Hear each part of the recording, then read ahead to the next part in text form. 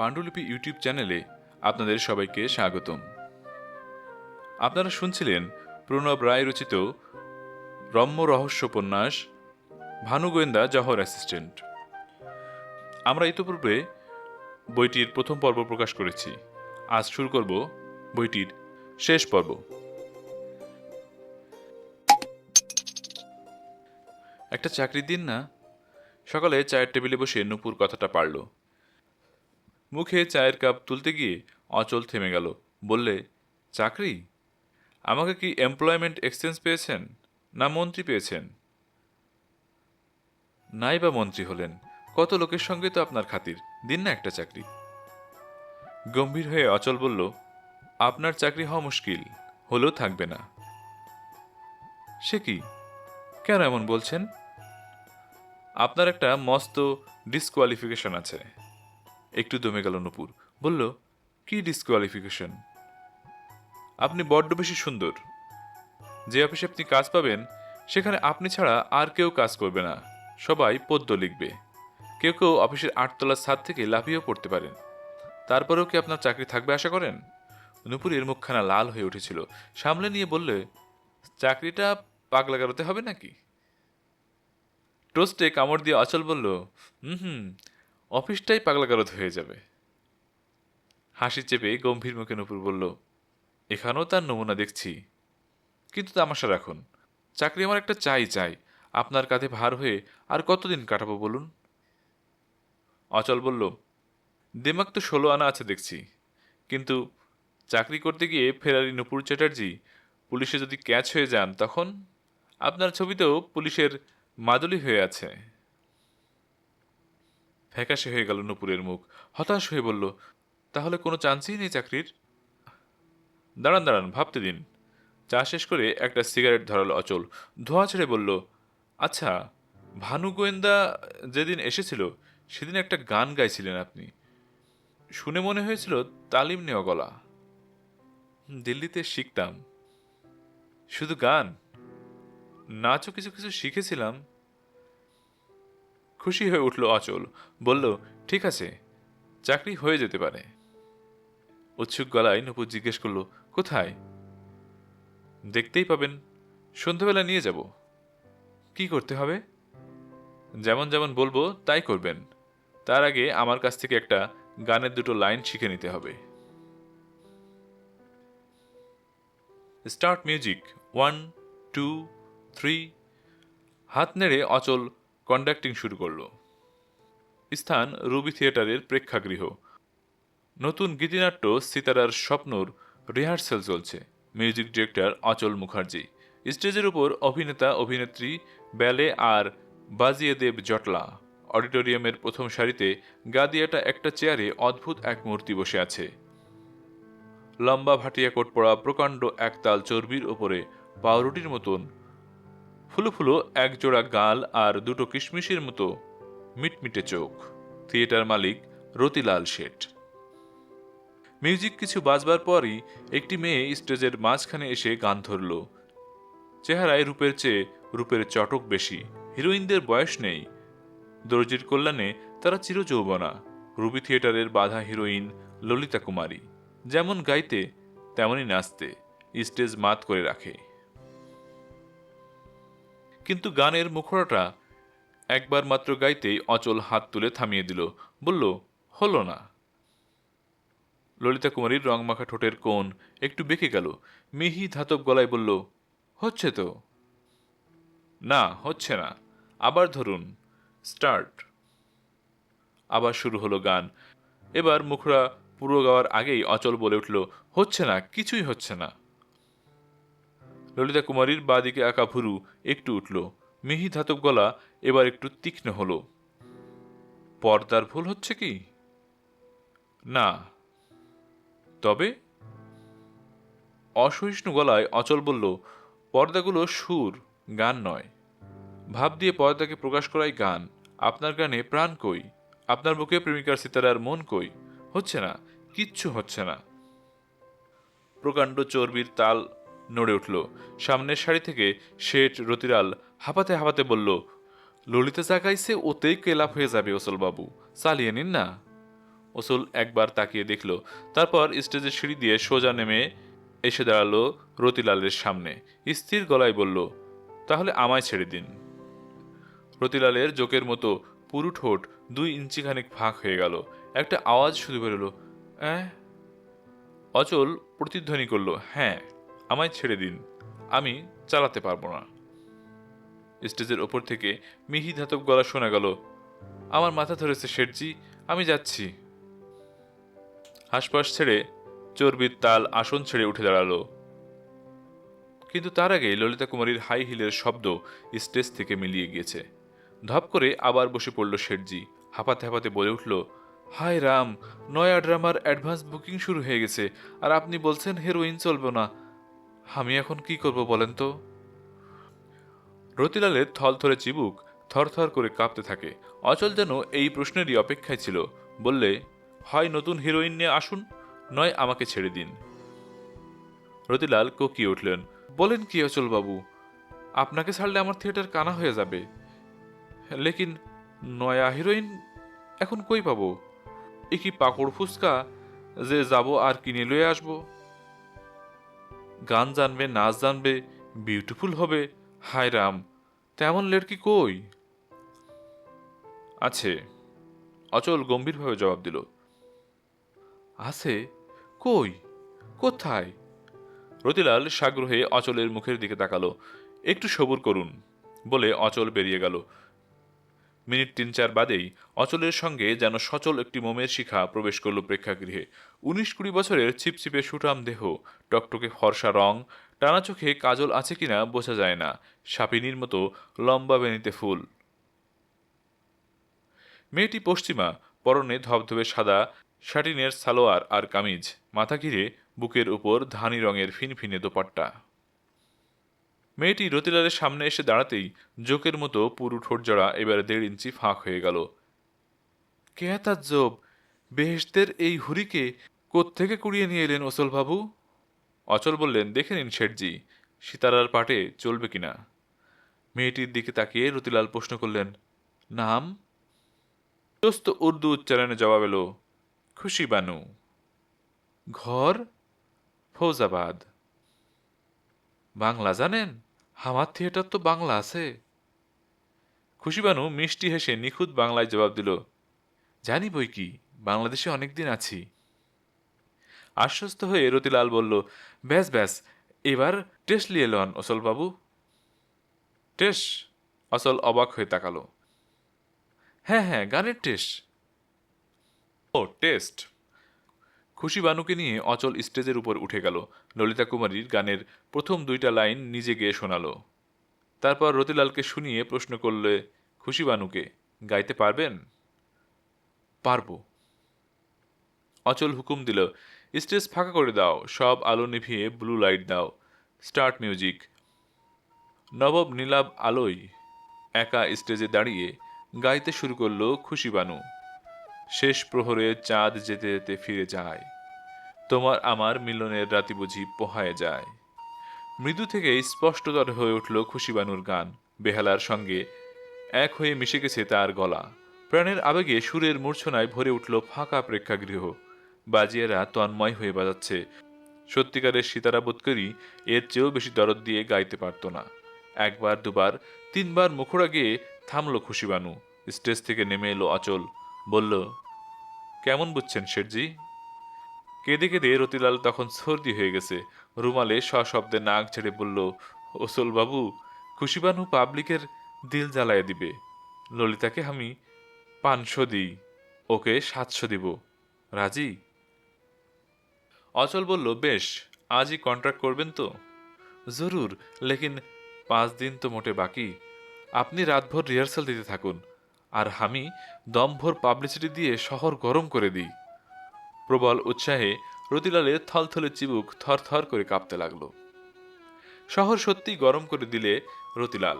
পোস্টারে পোস্টারে ছেয়ে গেল যত দেওয়াল, পুরো পাতা বিজ্ঞাপনে ভরে গেল যত দৈনিকের কাগজ। সিতারার রূপসজ্জায় খুশিবানুর রঙিন মুখ, তার তলায় বড় বড় হরফে লেখা, রুবি থিয়েটার্সের নিত্য গীতিমুখর নবনাট্য নিবেদন, সিতারার স্বপ্ন।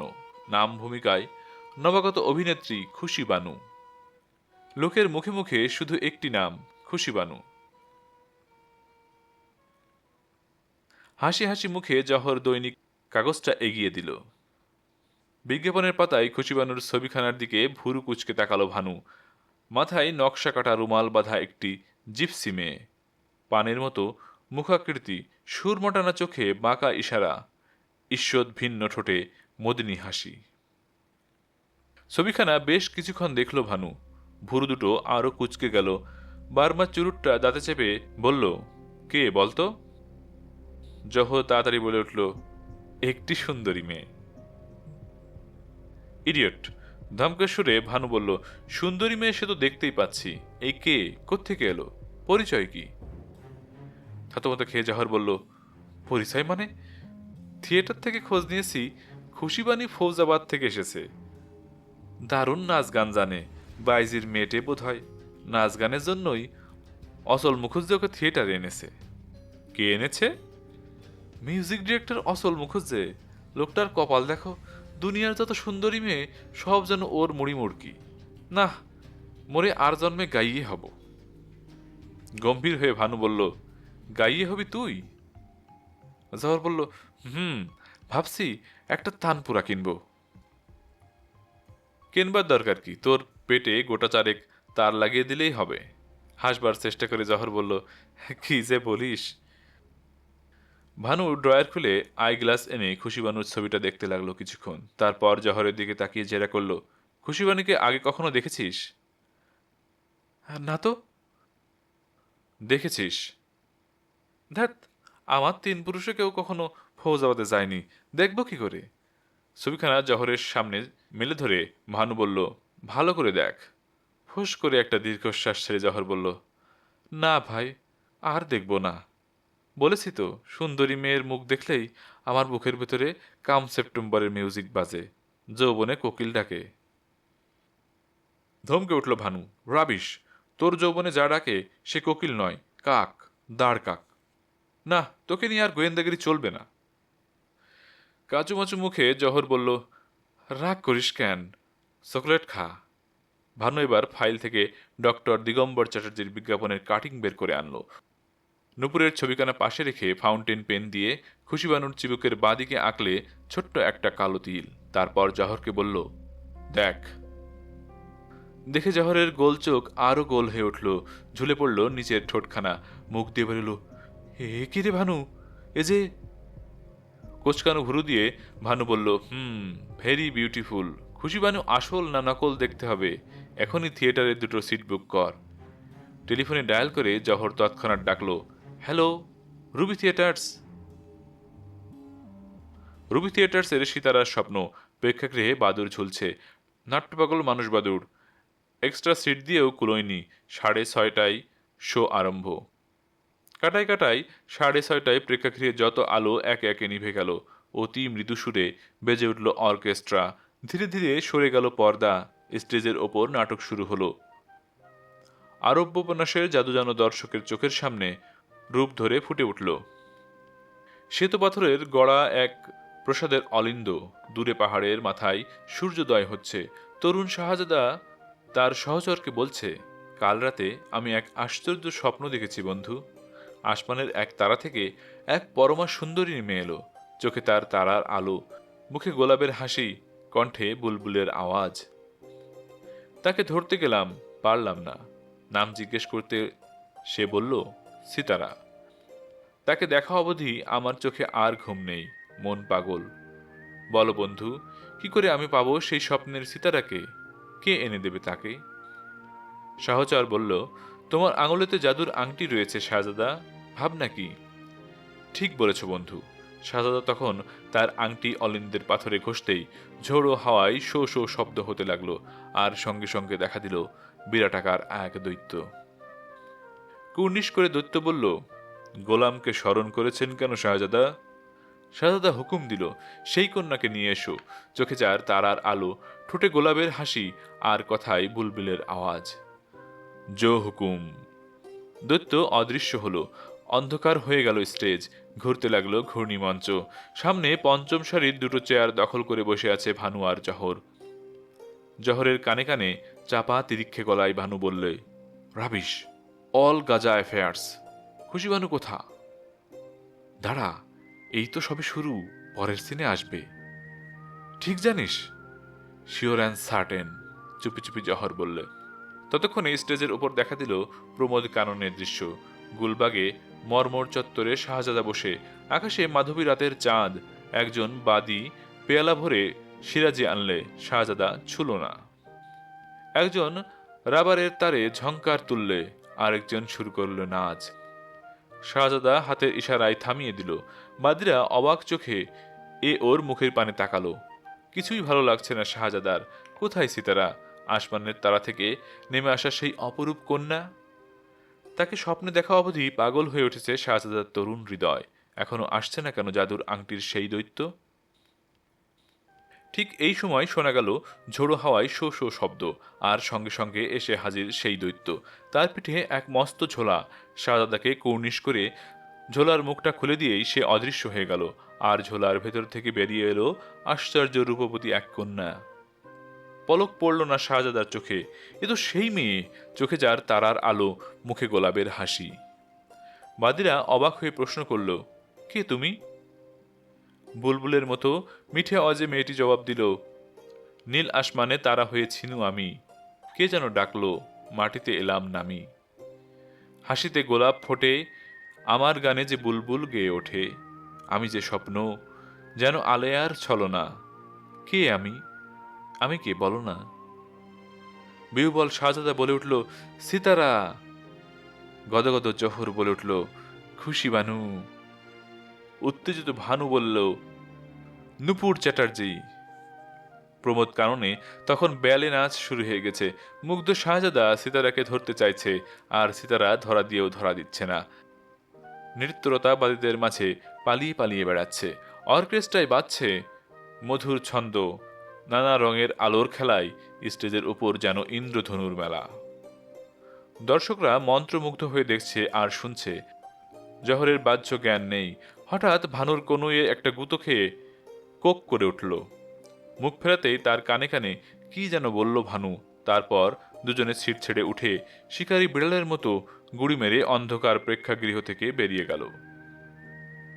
না, থিয়েটার ছেড়ে চলে যায়নি ভানু জহর। থিয়েটারের পিছনের দিকে স্টেজে ঢুকবার দরজার মুখে এসে দাঁড়ালো তারা। একবার দেখলো দরজায় লোক নেই, তারপর শুট করে ঢুকে গেল দুজনে। অর্কেস্ট্রার ছন্দ তখন দ্রুততর হয়েছে, জমে উঠেছে নাচ। প্রমোদ কাননে বাদীদের মাঝখানে প্রজাপতির মতো উড়ে বেড়াচ্ছে সিতারা। আলোর খেলায় রূপের মেলায় হাজার আরব্য রজনীর একটি রাত যেন সত্যি নেমে এসেছে স্টেজের উপর। হঠাৎ দুধারে উইংসের পাশ থেকে স্টেজে ঢুকে পড়ল ভানু আর জহর। ঘাগরা ওড়না পরা এক ঝাঁক সুন্দরীর মাঝখানে আচমকা সেই কোট প্যান্ট পরা দুটি বিচিত্র মূর্তির আবির্ভাবে আরব্য রজনীর স্বপ্ন এক মুহূর্তের জন্য লণ্ডভণ্ড হয়ে গেল। থেমে গেল বাদীদের কোরাস গান, হারিয়ে গেল ভয়ে কাঠ খুশিভানু ওরফে নুপুরের নাচের ছন্দ। রয়্যাল বক্স থেকে হাঁসফাঁস করতে করতে স্টেজের দিকে ছুটল চর্বির তাল রতিলাল শেঠ। মিউজিকের জায়গা ছেড়ে উইংসের পাশে এসে দাঁড়ালো অচল, আর ভানু জহরকে দেখেই দারুণ জলতেষ্টায় শুকিয়ে উঠল তার গলা। কিন্তু সবই এক মুহূর্তের জন্য। তারপর যেমন চলছিল তেমনই চলল নাচ গান। হৈ হৈ করতে গিয়ে চুপ হয়ে গেল দর্শকেরা। স্টেজের উপর তখন শুরু হয়ে গেছে সিতারার সত্যিকারের লুকোচুরি খেলা। ভানু জহর যতই ধরতে যায়, নূপুর ততই পাশ কাটিয়ে যায়। এবাদির পাশ কাটিয়ে ওবাদির পিছন দিয়ে, সেবাদির আড়াল দিয়ে। ভানু জহর যেন গোলক ধাঁধায় পড়েছে। অর্কেস্ট্রায় দ্রুত লয়ে নাচের ছন্দ বেড়ে চলেছে। বাদীরা নাচছে, নূপুর নাচছে, দলে পড়ে বা দায়ে পড়ে ভানু জহরও নাচছে। খুশি হয়ে দর্শকেরা পায়রা উড়িয়ে দিল। ফেটে পড়ল প্রেক্ষাগৃহ হাততালির আওয়াজে। এমন চমৎকার কমিক সিন তারা জীবনেও দেখেনি। রতিলালের থলথলে চিবুক খুশিতে থর থর করে কাঁপছে। অচলের কানে কানে বললে, বহুত আচ্ছা কমেডিয়ান, বাংলা লোরেল হার্ডি আছে, কি বলেন? উইংসের পাশ থেকে অচলের সজাগ চোখ দুটো নূপুরের সঙ্গে যেন আঠা দিয়ে সাটা। প্রমোদ কাননের দৃশ্যের বদলে এতক্ষণে সে দেখছিল থানা পুলিশ আদালত। রতিলালের কথায় মুখ না ফিরিয়ে বললে, নিশ্চয়ই দারুণ জমিয়েছে সিনটা, ওদের ছাড়বেন না শেঠজি, আজই কন্ট্যাক্ট করে নিন।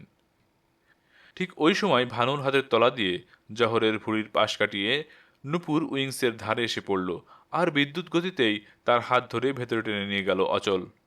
বলে উঠল, ওদের স্টেজ থেকে বেরোতে দেবেন না শেঠজি, সিনটা মাটি হয়ে যাবে। খুশিবানু ড্রেস চেঞ্জ করে এখনই আসছে। নূপুরকে ধরতে ভানু জহর তখনও নাচতে নাচতে উইংসের ধারে এসে পড়েছে। উৎসাহী দর্শক আবার পায়রা ওড়ালো।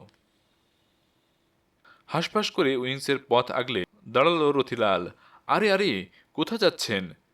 শুনছেন না পাবলিক লাফ দিচ্ছে? সিনটা মার্ডার হয়ে যাইবে। যান যান, ফের নাচ করুন, খুশিবানু এক্ষুনি আসছে। একরকম ঠেলেই রথিলাল দুজনকে আবার স্টেজের ভেতরে চালান করে দিল। অর্কেস্ট্রায় নাচের ছন্দ আরও দ্রুত হতে লাগলো। রঙিন আলোয় রঙিন ঘাগরা ফুলিয়ে অভ্যস্ত পায়ে বাদীরা নেচে চলেছে। তাদের সঙ্গে তাল রাখতে গিয়ে ভানু স্প্রিংয়ের মতো, পুতুলের মতো অনবরত হাত পা ছুড়ছে। জহর গলদঘর্ম, দর দর করে ঘাম গড়াচ্ছে, মুখে অমায়িক হাসি, দুটো চোখের তারা দুদিকে। রতিলাল হাঁকলে, ফেলাস! সঙ্গে সঙ্গে লাল নীল দুটো ফ্ল্যাশ লাইট এসে পড়ল ভানু জহরের মুখে। আর একটু দ্রুত হলো নাচের মিউজিক। ভানু দম ফুরিয়ে আসছে, তবুও ধনুষ্টঙ্কা রোগীর মতো প্রাণপণে হাত পা ছুটছে। জহরের অবস্থা আরও কাহিল, ইঞ্জিনের মতো হাঁপাচ্ছে। বিরাট একটা হাঁপড়ের মতো ওঠানামা করছে ভুঁড়িটা, মুখে অমায়িক হাসি নিয়ে তবু নাচছে জহর। হঠাৎ পট করে ছিঁড়ে গেল কোটের একটা বোতাম। ভ্রুক্ষেপ নেই জহরের। তারপর আরও একটা বোতাম। দৃকপাত নেই তার। অবশেষে প্যান্টের পুরনো চামড়ার বেল্ট। হাজার হাতের হাততালিতে ফেটে পড়ল প্রেক্ষাগৃহ, যেন উড়ে গেল 1,00,000 পায়রা। বাদীরা মুখে ওড়না চাপা দিল। খেয়াল নেই জহরের, নাচের নেশায় নেচেই চলেছে, যেন উদয় শঙ্করকে ডাউন করে দেবেন এই পণ। হঠাৎ ভানুর দিকে চোখ পড়তেই থমকে গেল জহর। দেখলে তার কোমরের দিকে তাকিয়ে ভানুর চোখ দুটো ভাটার মতো গোল গোল হয়ে উঠেছে। ভানুর মুখ থেকে নিজের কোমরের দিকে চোখ জোড়া নেমে আসতেই জহরের অমায়িক হাসি শুকিয়ে গেল। প্যান্ট আর কোমরে নেই, রয়েছে শুধু আন্ডারওয়্যার। হাঁপাতে হাঁপাতে করুণ স্বরে জহর শুধু বলে উঠল, ড্রপ। ধীরে ধীরে পর্দা নেমে এলো।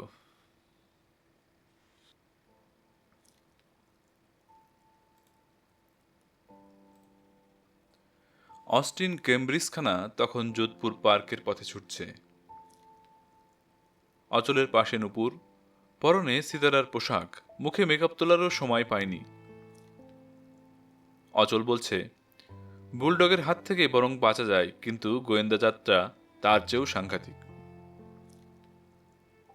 ওরা বোধহয় গন্ধে গন্ধে টের পায়, নইলে খুশিবানুর মেকআপে নূপুর চ্যাটার্জিকে চিনে ফেলল কি করে? শুকনো গলায় নূপুর বলল, কি হবে এখন? থিয়েটারের চাকরিটা?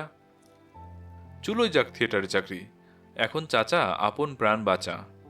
তেতো গলায় অচল বলে উঠল। কয়েক মুহূর্ত চুপ করে নূপুর বলল, তাই করুন। আমার জন্য অনেক ঝামেলা আপনি নিজের কাঁধে নিয়েছেন।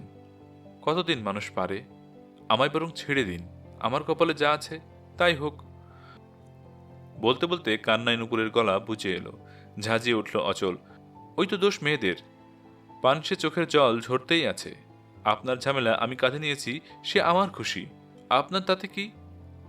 ও, ভারী উদারতা দেখাচ্ছেন। আমায় ছেড়ে দিন। আমি ছেড়ে দিলেও পুলিশ আমায় ছাড়বে নাকি? ফেরারি নূপুর চ্যাটার্জির সঙ্গে জড়িয়ে আমাকে শুদ্ধ কোর্টে দাঁড় করাবে না? লোকে তখন ভাববে কি শুনি? ভয়ে ভয়ে নূপুর বলল, কি ভাববে? ভাববে আপনাকে আমি ভা। অচল তোতলাতে শুরু করলো। হঠাৎ উত্তেজনায় ওর প্রায়ই এমন হয়, কিন্তু কথাটা স্পষ্ট করে বেরিয়ে আসার আগেই নূপুর মুখ লাল করে বলল, মোটেই ভাববে না। তারপর একটু থেমে আস্তে আস্তে বলল, এ তো আর সত্যি নয়। সত্যি হতে কতক্ষণ? আপনার মতো মেয়েরা ভেলকি জানে। অলরেডি আপনাকে আমার ভালো লাগতে শুরু করেছে জানেন। কপালে আমার কি যে আছে তাই ভাবছি। অচল শখাতে ফোঁস করে একটা নিঃশ্বাস ফেলল। এত দুঃখেও নূপুরের হাসি পেয়ে গেল, তবু ব্যস্ত হয়ে বলল, ও ভাবনা পরে ভাবলেও চলবে, এখন কি করা যায় তাই ভাবুন। ভেবেছি। কি? আগে বাড়ি চলুন, বলছি। পালাতে হবে, এক্ষুনি আমাদের পালাতে হবে। ছোট একটা সুটকেস গোছাতে গোছাতে অচল বললে। নূপুর প্রশ্ন করল, কোথায়? কলকাতার বাইরে। কলকাতার বাইরে কোথায়? যেখানেই হোক, স্টেজ উইংসের পাশে আমাকে ভানু জহর দেখেছে। যে কোনো মুহূর্তে এখানে এসে হানা দিতে পারে, তার আগেই পালিয়ে যাওয়া চাই। যান, রেডি হয়ে নিন। নূপুর শোয়ার ঘরে ঢুকল। চটপট করে অচল সুটকেসটা গুছিয়ে নিল। ড্রয়ার খুলে ক্যাশ টাকা যা ছিল মানিব্যাগে ভরল। তারপর ডাকল, হলো আপনার? ভেজানো দরজা খুলে বেরিয়ে এলো নূপুর। মুখের রং তুলে ফেলেছে, পরনে শাড়ি। বললে, চলুন। কিন্তু তার দিকে বড় বড় চোখে তাকিয়ে অচল বলল, এ কি করেছেন? হকচকিয়ে গেল নূপুর। বলল, কেন, কি হলো? খুশি মানুষ সেজেও গোয়েন্দার চোখে ধুলো দিতে পারলেন না। আর আপনি কিনা আশা করছেন বিনা মেকআপে পুলিশকে ঠকাতে পারবেন? নূপুর বলল, গলা অবধি ঘোমটা টেনে নেব। পুলিশ যদি ঘোমটা তুলে দেখে?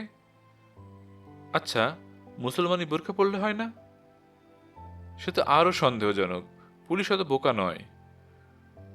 ভয়ানক দমে গেল নূপুর। বলল, তাহলে উপায়? একটা সিগারেট ধরিয়ে অচল দেশলাইয়ের বাক্সে আঙুল দিয়ে মৃদু মৃদু তাল দিতে লাগলো। তারপর হঠাৎ বলে উঠল, ঠিক আছে। দুই চোখে জিজ্ঞাসা নিয়ে নূপুর তাকালো। শোয়ার ঘরে ঢুকলো অচল। ওয়ার্ড্রোব খুলে নিচের ড্রয়ার থেকে একটা পুরনো ট্রাউজার, একটা কোট আর শার্ট বের করে ফেলল। খুশি মুখে বলল, যাকে রাখো সেই রাখে।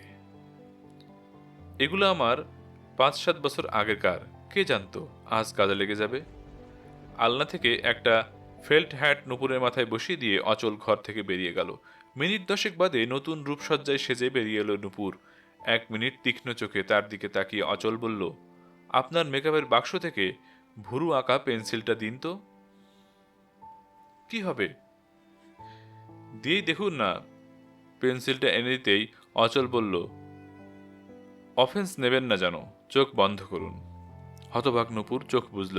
মিনিট 2 বাদে অচল বলল, ব্যাস, নিশ্চিত। এইবার নূপুর চ্যাটার্জিকে চেনে কার সাধ্যি। চোখ খুলুন।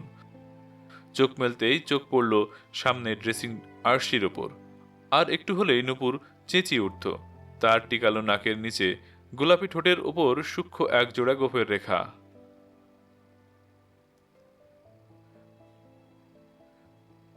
সিঁড়িতে দেখা, একেবারে মুখোমুখি, সেই চিরপরিচিত পলিশ করা টাক। একগাল হেসে দন্দুভিবাবু বললেন, কই যান, হাতে সুটকেস দেখছি যে। অচলকে বাধ্য হয়ে দাঁড়াতে হলো। বলল, চেঞ্জে যাচ্ছি। তাই নাকি? কোন হানে? এই যে কাছে পিঠে, লাল টিলা। তা একা যাইতে আছেন কেন?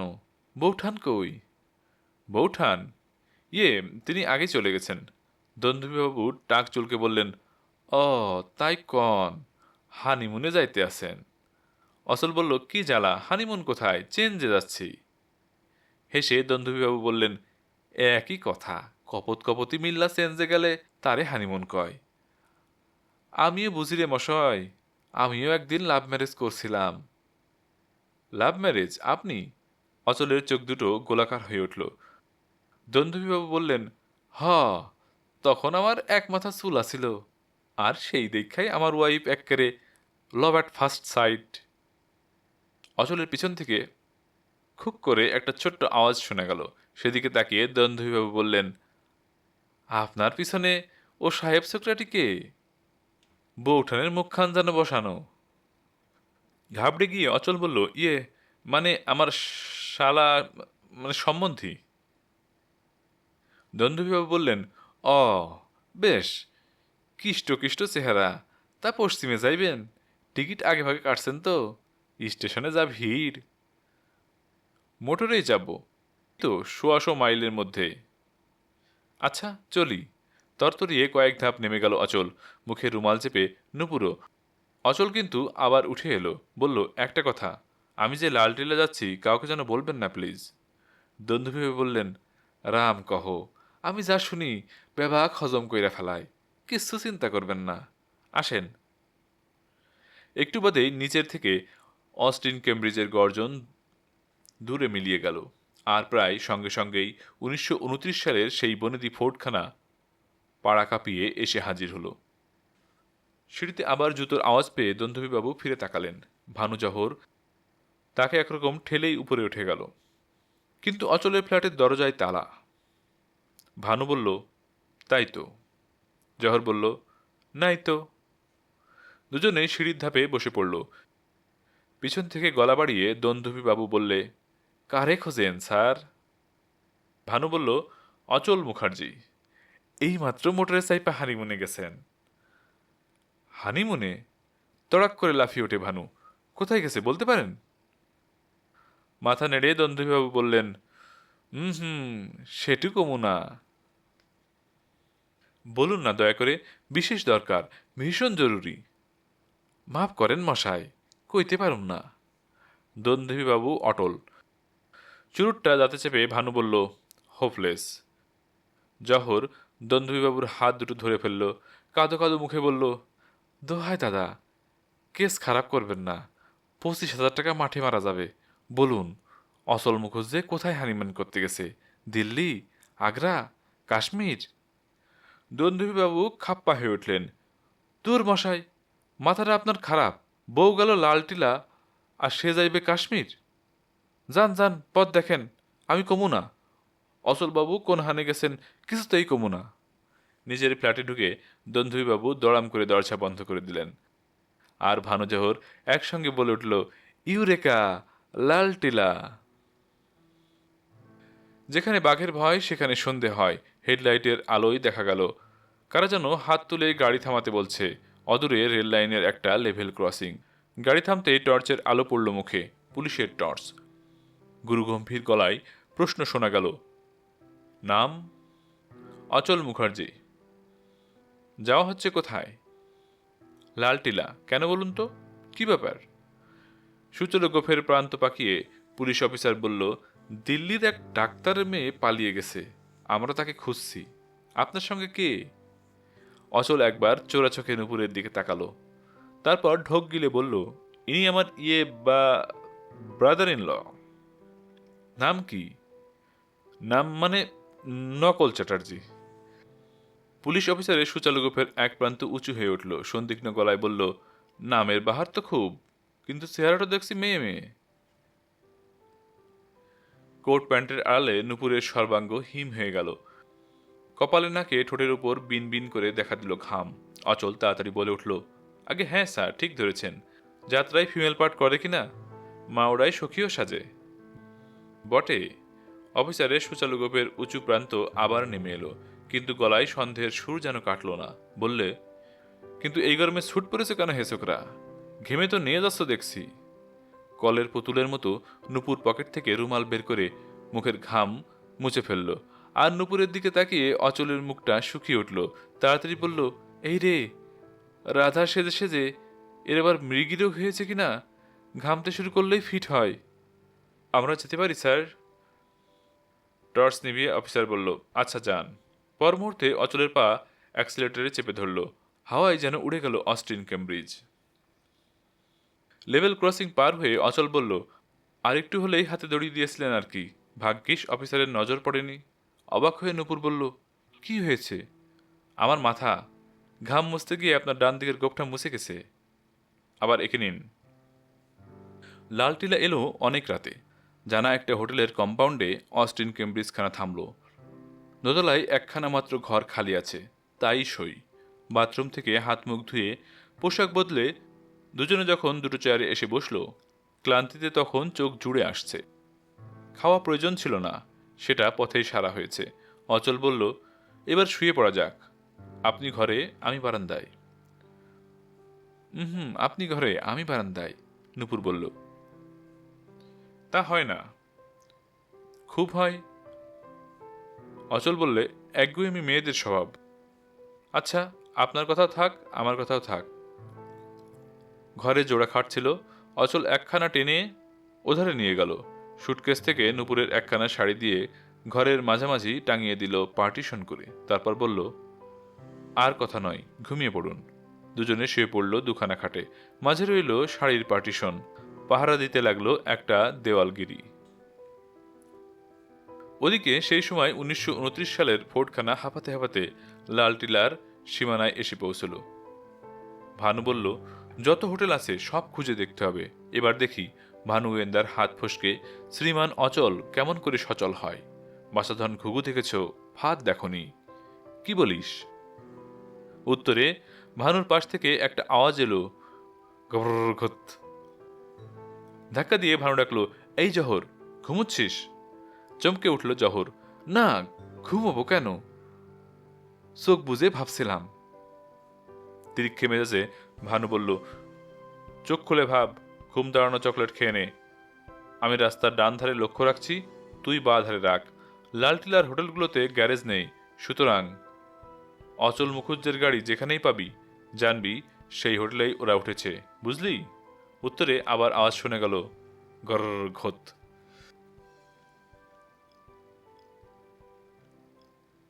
ঘুমের জন্যই শোয়া, কিন্তু শোয়ার পর ঘুম নেই। লালটিলার রাত ঝিমঝিম করছে।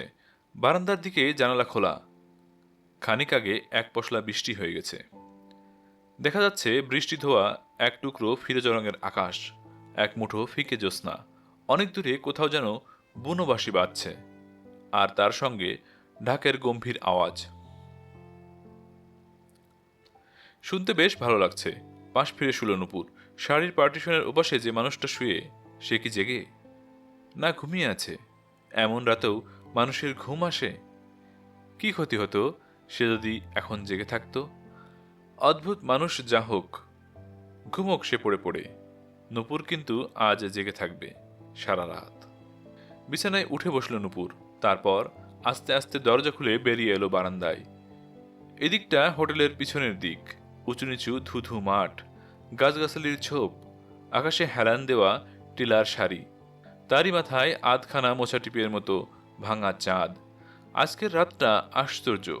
22 বছর বয়সে নূপুরের এই প্রথম মনে হলো ভারী একা লাগছে, অথচ জলজন্ত একটা মানুষ ঘরের মধ্যে দিব্যি ঘুমোচ্ছে। চোখ ফেরাতেই হঠাৎ খুশিতে নূপুরের বুকের ভেতর যেন ঢেউ খেলে গেল। বারান্দার ওপাশে সিগারেট হাত দাঁড়িয়ে অচল না? চুপ করে দাঁড়িয়ে কি ভাবছে? এগিয়ে গেল নূপুর, বললে, ঘুমননি? অচল ফিরে তাকিয়ে বলল, ঘুম আসছে না। সে কি, কেন? থতমত খেয়ে অচল জবাব দিল, ইয়ে, মানে মশা। তারপর একটু থেমে জিজ্ঞেস করলো, আপনি ঘুমাননি কেন? নূপুর বলল, সার পোকা। আচমকা ভানুর কনুইয়ের গুঁতো খেয়ে ধড়মড় করে জেগে উঠল জহর। চাপা গলায় ভানু বলল, দেখেছিস? আশেপাশে তাকিয়ে জহর বলল, হুম। কি দেখেছিস? কোলা ব্যাং। খিচিয়ে উঠল ভানু, সে তো আমার পাশে বসে আছে। না, তোকে দিয়ে কিচ্ছু হবে না। কাচুমাচু হয়ে জহর বলল, রাগ করছিস কেন? বল না, কি দেখব? ওই বাড়িটার কম্পাউন্ডে একখানা মোটর দেখতে পাচ্ছিস? পাচ্ছি। টর্চটা নিয়ে ওর নম্বরটা দেখে আয়। টর্চ হাতে নেমে গেল জহর। ফিরে এসে বলল, 0109। উৎফুল্ল হয়ে ভানু বলল, অচল মুখুর্জের গাড়ি, সুতরাং এই হোটেলেই ওরা উঠেছে। জহর বলল, শিওর অ্যান্ড সার্টেন। হোটেলের দরজায় ধাক্কা দেব? না, ধাক্কা দিলে ওরা জেনে ফেলবে। অন্য উপায়ে ঢুকতে হবে। আয়। বনদী ফোর্টখানা খানিকটা তফাতে রেখে দুজনে পা টিপে টিপে দাঁড়ালো হোটেলের কম্পাউন্ডে। বাড়িখানা নিঝুম, সব ঘরই অন্ধকার। কম্পাউন্ড দিয়ে ঘুরে ওরা গেল হোটেলের পেছনে। সেদিকেও একটা দরজা, কিন্তু বন্ধ। এদিকটা একেবারে নির্জন। দারোয়ান বা চাকরবাকরের কোনো চিহ্ন নেই। ফিসফিস করে জহর বলল, এ দরজাও বন্ধ যে, ঢুকবি কি করে? চাপা গলায় ভানু বলল, গোয়েন্দার কাছে কিছু অসম্ভব নয়। রবার্ট ব্লেক বড় বড় দুর্গ প্রাসাদে কি করে ঢুকতো জানিস? না তো। দেখাচ্ছি, দাঁড়া। ভানু চলে গেল। গাড়ির ভেতর থেকে নিয়ে এলো রোপ ল্যাডার, আংটা লাগানো দড়ির মই। উপরের দিকে তাকিয়ে দেখল দোতলার ঘরগুলোর সামনে সারি সারি ঝুল বারান্দা। সেদিকে লক্ষ্য করে ভানু দড়ির মই ছুটতেই একটা বারান্দার আলসেও আটকে গেল আংটা। ভানু বলল, নে, উঠে পড়। জহর ঘাবড়ে গিয়ে বলল, আমি? চাপা গলায় ভানু ধমকে উঠল, তুই না তো কি আমি? আমতা আমতা করে জহর বলল, না, মানে ওয়েট একটু বেশি কিনা, যদি ছিঁড়ে টিড়ে যায়। ইডিয়ট, হাতি চললেও এই দড়ি ছিঁড়বে না, ওঠ। যেই না দড়ির ময়ে জহর পা দিল, আর ঠিক সেই সময় ঘর থেকে বারান্দায় বেরিয়ে এলো নূপুর আর অচল। তরুণ বয়সে এরকম ইনসোমনিয়া বা অনিদ্রা রোগ হয়, সেটা দেখা যায় অবিবাহিত কুমার কুমারীদের মধ্যে। আর সে রোগে আক্রান্ত হলেই কল্পিত মশা এবং সারপোকা কামড়াতে শুরু করে। অচল আর নুপুরকে আজ সেই রোগে ধরেছে। জায়গাটা বেশ না? হুম, রাতটাও চমৎকার। এখানে কিছুদিন থাকলে কেমন হয়? বেশ হয়, কিন্তু এখানে যদি কেউ জানতে চায় আমি কে, কি বলবেন? নূপুর জিজ্ঞেস করল। অচল বললে, সে যা হয় একটা বলে দিলেই হবে। আমি কিন্তু আর কোট প্যান্ট পরতে পারবো না। নাই পড়লেন, এখানে তো আর ভানুজহর নেই, ভয়টা কিসের? ও টিকটিকি দুটো কি দৌড়টাই না করিয়েছে আমাদের। সত্যি গোয়েন্দারা যেমন ছিনে যোগ, আগে জানতাম না। এখানে পালিয়ে এসে হাঁপ ছেড়ে বাঁচলাম। হঠাৎ নিচের দিকে তাকিয়ে নূপুর যেন আঁতকে উঠল। ও কি, দেখুন দেখুন! মুখ বাড়িয়ে অচল দেখল, তাদেরই বারান্দা থেকে একটা দড়ির মই নিচে নেমে গেছে, আর তারই মাঝামাঝি ঝুলছে একটা বস্তা। না, বস্তা নয়, আবছায়া চাঁদের আলোয় অচল ঠাওর করে দেখল সেটা গজকচ্ছপের মতোই একটা অদ্ভুত প্রাণী। দড়ি ধরে অচল নাড়া দিতেই সেই প্রাণীটা হাউমাউ করে চেঁচে উঠল, এই এই এই, নাড়া দিচ্ছে কেন? পড়ে যাবো যে। কে? কে তুমি? অচল প্রশ্ন করল। জবাব এলো, আমি। আমি কে? শিগগিরই বলো, নইলে। দড়িটায় সজোরে নাড়া দিল অচল।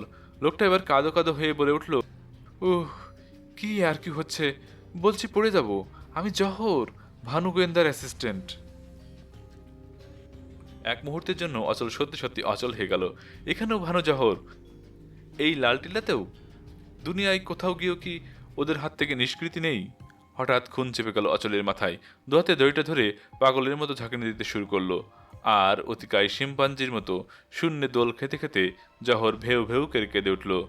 ভানু রে, আমি চললাম, তোকে কত জ্বালিয়েছি, সব ক্ষমা করে দিস ভাই। আর এই অভগা জহরের জন্যে দুপুরা চোখের জল ফেলিস। নিচ থেকে চাপা গলায় ভানু বলল, ভয় পাচ্ছিস কেন? ব্যালেন্স ঠিক রাখ। জহর ডুকরে কেঁদে উঠল, আর ব্যালেন্স আমার হয়ে এসেছে। তোকে ছেড়ে যেতে আমার প্রাণ ফেটে যাচ্ছে রে ভাই। আমি পরলোকে তোর জন্য অপেক্ষা করব, শিগগির শিগগির আসিস। জহরের সেই গগনভেদী বিলাপে শেষ রাতের নিস্তব্ধতা ভেঙে চুরে টুকরো টুকরো হয়ে গেল। দেখতে দেখতে হোটেলের ঘরে ঘরে আলো জ্বলে উঠল, খুলে গেল দরজা, বেরিয়ে এলো ঝুল বারান্দাগুলোই বোর্ডারদের দল হই হই করে। কি হয়েছে? ক্যা হুয়া? কন হ্যায়? শুকনো মুখে নূপুর বলল, এ কি করলেন? এখনই ধরা পড়ে যাব যে। ব্যাপার গতিক দেখে অচল ঘাবড়ে গেল।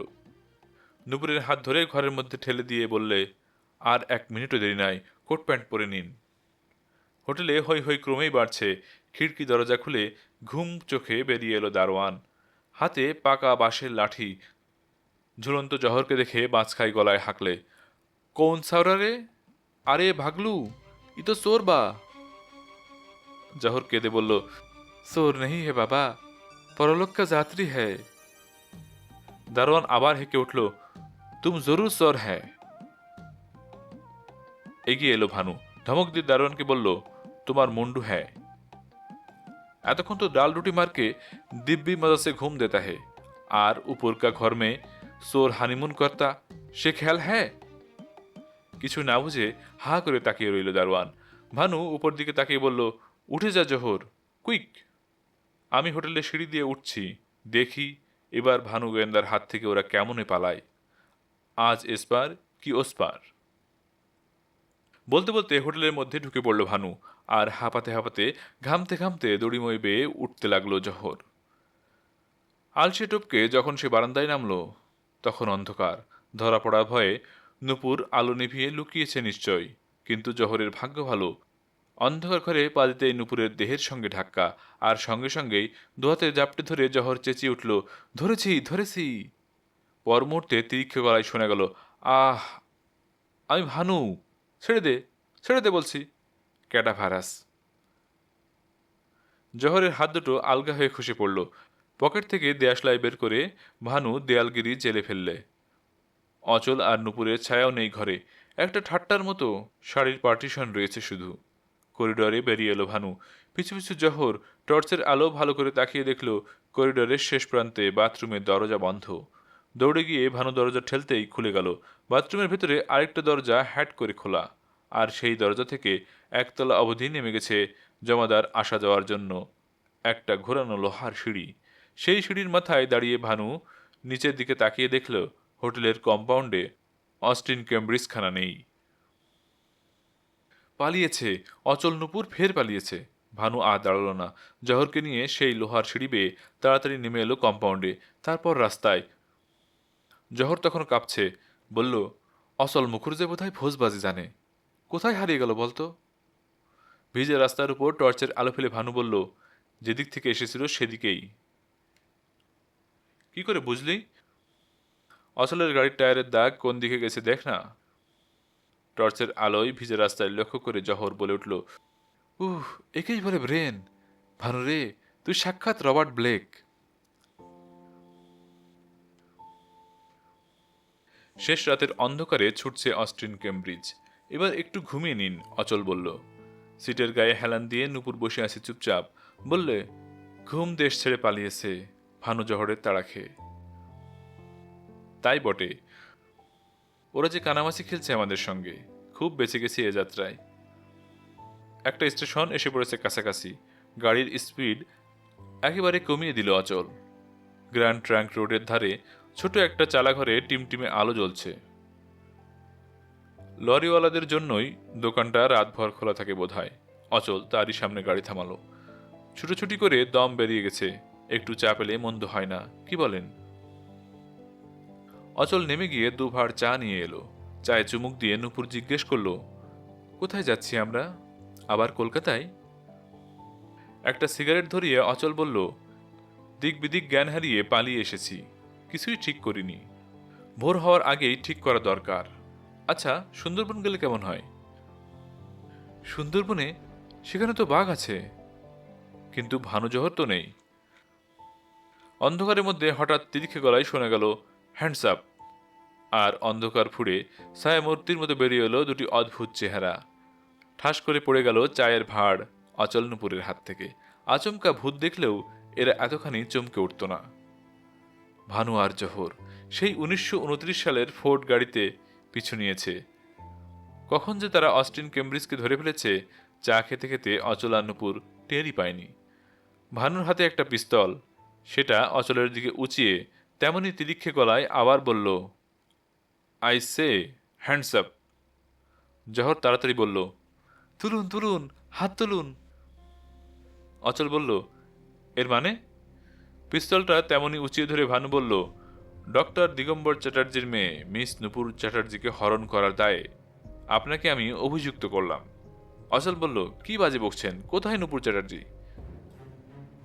ফেল্ট হ্যাট মাথায় নূপুরের মুখে টর্চের আলো ফেলে ভানু বলল, আর ব্লাফ দিয়ে লাভ নেই অচল বাবু। ভানু গোয়েন্দার এক্স রে চোখ আছে। মিস চ্যাটার্জি আপনার পাশে, ওকে নামিয়ে দিন। অচল বলল, নামিয়ে দিন বললেই নামিয়ে দিতে হবে? জহর বলল, শিওর অ্যান্ড সার্টেন। কেন, কি জন্যে? ভানু বলল, ডক্টর চ্যাটার্জি আসছেন, তার হাতে তার মেয়েকে ফিরিয়ে দেব। সভায় নূপুর অচলের একখানা হাত আঁকড়ে ধরল, আর গাড়ির সেলফ স্টার্টার অমনি হুঙ্কার ছাড়ল অচলের চাপে। পিস্তল হাতে ভানু চেঁচিয়ে উঠল, পালাবার চেষ্টা করবেন না, করলে ফায়ার করব। হা হা করে উঠল জহর, কেন গো আর তুমি করছেন স্যার? একবার মরে গেলে বাঁচবার চান্সও পাবেন না। অচল গিয়ার টানলো। চিৎকার করে ভানু বলল, স্টপ, এখনই গুলি করব। এই করলাম। জহর তাড়াতাড়ি দোকানে হাত চাপা দিল, আর থরথর করে কাঁপতে কাঁপতে চোখ বুজে পিস্তলের ঘোড়া টিপে দিল ভানু। ছোট একটা আওয়াজ হলো, খুট। পর মুহূর্তেই হুশ করে বেরিয়ে গেল অস্টিন কেমব্রিজ। চোখ খুলে ভানু বললে, পিস্তলে গুলি ভরিসনি? ফ্যাল করে কিছুক্ষণ তাকিয়ে রইল জহর, তারপর কাঁদো কাঁদো হয়ে বলল, বড্ড ভুল হয়ে গেছে রে ভাই। ঘুমের ঘরে গুলির বদলে রাংতা মোড়া চকলেট ভরে দিয়েছি বোধহয়। ভীষণ রাগে ভানু খিচিয়ে উঠল, ইউ ইডিয়ট ক্যাডাভাইরাস কুম্ভকর্ণ। তারপরেই হঠাৎ শান্ত হয়ে জিজ্ঞেস করল, চকোলেট মনে করে গুলিটা খেয়ে ফেলিসনি তো? জহর কয়েক সেকেন্ড হা করে রইল, চোখ দুটো হয়ে উঠল গোল গোল। তারপর কেঁদে কেঁদে বলে উঠল, মনে নেই। আমার কি হবে রে ভানু? ভানু বলল, ঘাবড়াস না, তোকে ডবল জলপ খাইয়ে দেব। গ্র্যান্ড ট্রাঙ্ক রোডে ভোর হচ্ছে। অস্টিন কেমব্রিজখানা ছুটছে ঘন্টায় 50 মাইল স্পিডে। পাশাপাশি দুজনে বসে, অচল আর নূপুর। রাত জাগা, রাঙা চোখে অসীম ক্লান্তি। মাঝে মাঝে হর্নের আওয়াজ ছাড়া আর কোনো শব্দ নেই। দুজনেই চুপচাপ। অচল হঠাৎ বলে উঠল, না, আর পারা যায় না। কি বলেন? ক্লান্ত গলায় নূপুর বলল, সত্যি, এমন করে আর পারা যায় না। আমরা যেন চোর ডাকাতেরও অধম হয়ে গেলাম। ক্রমাগত পুলিশ আর গোয়েন্দার তাড়া খেয়ে ছুটছি।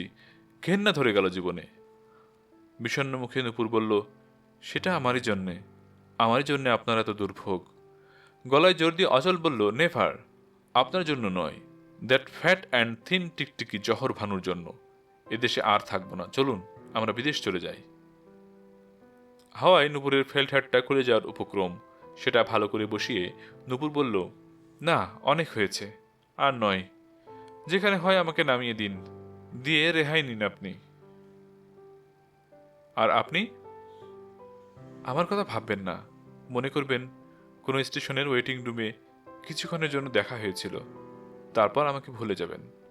বলতে বলতে ভারী হয়ে এলো নূপুরের গলা। বড় বড় কালো চোখের কোল উঠল টলটলিয়ে। ব্যস্ত হয়ে অচল বলল, এই দেখো, আবার কাঁদে। জল গড়িয়ে পড়ে গোপ মুছে যাবে যে। একটু থেমে অচল নিজের মনেই বলল, কিন্তু কেন? আমরা তো সত্যিই চোর ডাকাত নই, ভদ্র ঘরের ছেলে মেয়ে আমরা। এমন করে পালিয়ে বেড়াচ্ছি কেন? ইচ্ছে করলেই তো ভানু জহরকে জব্দ করতে পারি। কেমন করে? উৎসুক গলায় নূপুর প্রশ্ন করল। একটা প্ল্যান মাথায় এসেছে, অচল বলল। কি প্ল্যান? খুব সোজা প্ল্যান, বলবো? বলুন না।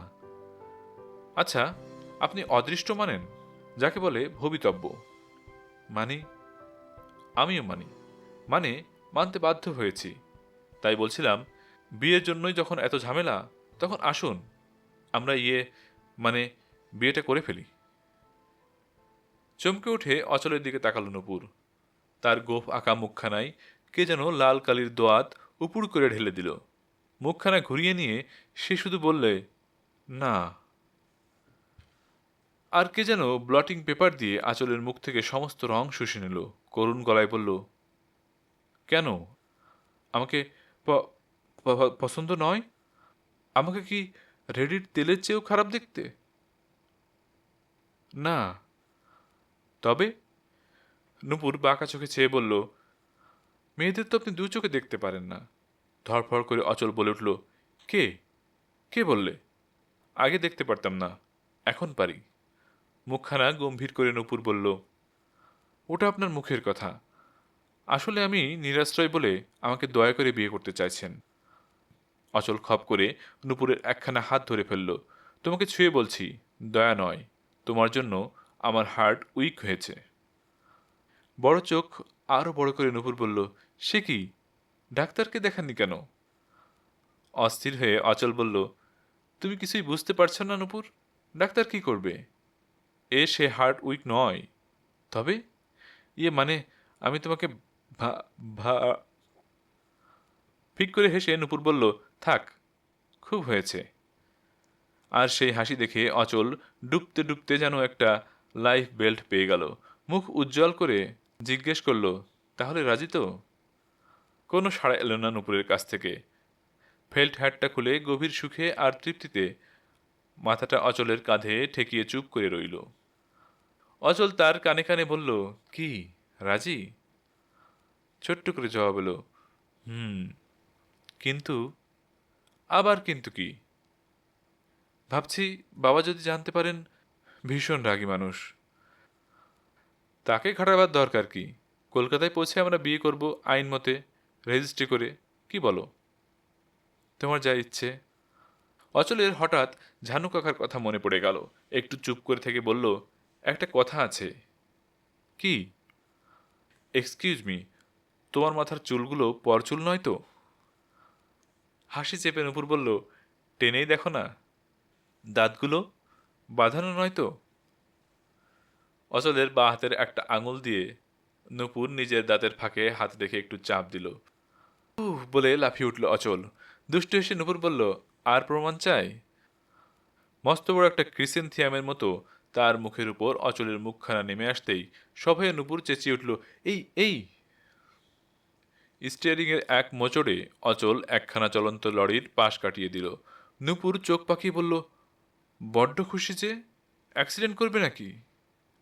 হাসি মুখে অচল গলা ছেড়ে বলে উঠল, তোমায় খুশি করতে আমি সব পারি, ইচ্ছে করে তোমায় নিয়ে দুর্গমে আজ দিই পারি।